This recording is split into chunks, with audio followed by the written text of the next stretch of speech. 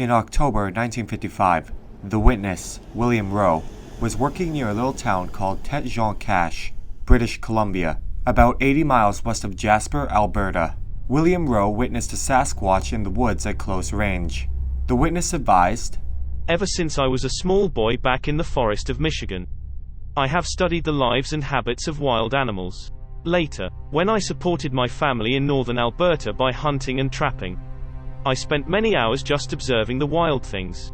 They fascinated me, but the most incredible experience I ever had with a wild creature occurred near a little town called Tete Jaune Cache, British Columbia, about 80 miles west of Jasper, Alberta. I had been working on the highway near Tete Jaune Cache for about 2 years.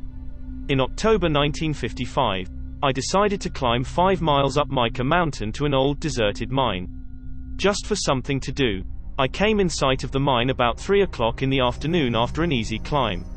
I had just come out of a patch of low brush into a clearing when I saw what I thought was a grizzly bear. In the bush on the other side. I had shot a grizzly near that spot the year before. This one was only about 75 yards away. So I sat down on a small rock and watched. My rifle in my hands. I could see part of the animal's head and the top of one shoulder. A moment later it raised up and stepped out into the opening. Then I saw it was not a bear. This, to the best of my recollection, is what the creature looked like and how it acted as it came across the clearing directly toward me.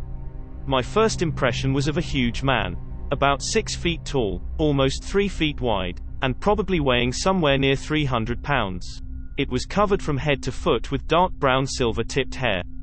But as it came closer I saw by its breasts that it was female. And yet, its torso was not curved like a female's.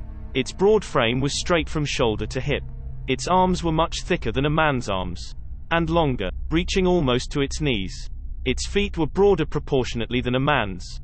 About 5 inches wide at the front and tapering to much thinner heels. When it walked it placed the heel of its foot down first. And I could see the grey-brown skin or hide on the soles of its feet.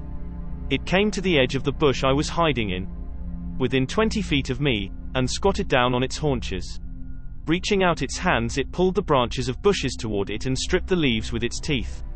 Its lips curled flexibly around the leaves as it ate. I was close enough to see that its teeth were white and even. The head was higher at the back than at the front. The nose was broad and flat. The lips and chin protruded farther than its nose. But the hair that covered it, leaving bare only the parts of its face around the mouth, nose, and ears, made it resemble an animal as much as a human. None of this hair, even on the back of its head, was longer than an inch.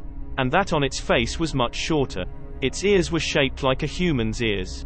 But its eyes were small and black like a bear's. And its neck also was unhuman, thicker and shorter than any man's I had ever seen.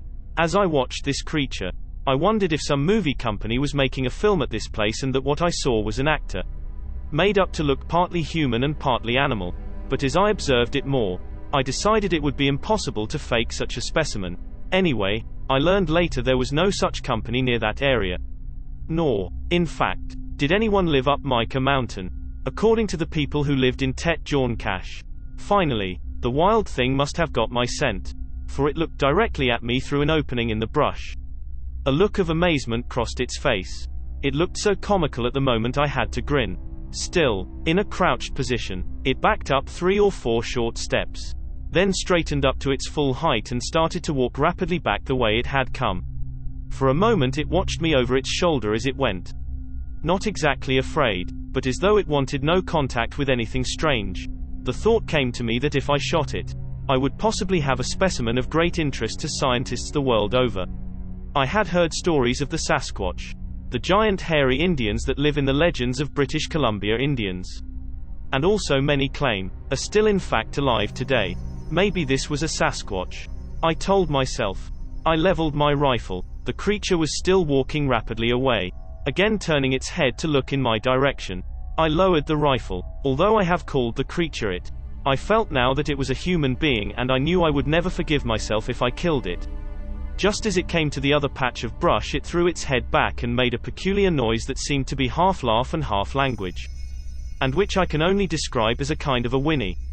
Then it walked from the small brush into a stand of lodgepole pine. I stepped out into the opening and looked across a small ridge just beyond the pine to see if I could see it again. It came out on the ridge a couple of 100 yards away from me, tipped its head back again, and again emitted the only sound I had heard it make.